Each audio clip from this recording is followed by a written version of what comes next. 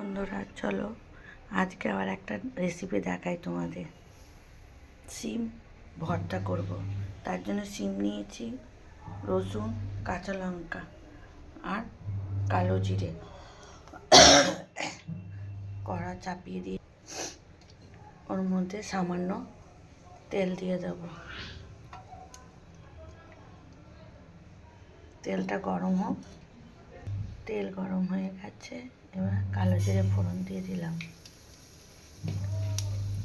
কালো জিরে, রসুন, কাঁচা লঙ্কা একটু হালকা করে ভাজা হয়ে গেছে। এবার সিমগুলো দিয়ে দিলাম। সিমগুলো দিয়ে একটু ভালো করে ভেজে নেব। ভাজা হয়ে গেছে, এবার মিক্সিতে বেটে নেব। বাটা হয়ে গেছে। ওই কড়াতে আর সামান্য তেল দিয়ে দিলাম।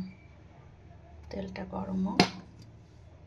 ওর মধ্যে হলুদ আর নুন দিয়ে দিয়েছি, দিয়ে এবার কড়ার মধ্যে ঢেলে দেবো।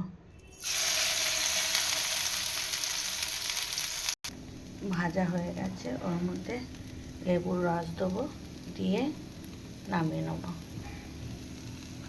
দেখো সিম ভর্তা একদম রেডি। কেমন হলো কমেন্টে জানিও। ভালো লাগলে লাইক, কমেন্ট, শেয়ার করে দিও।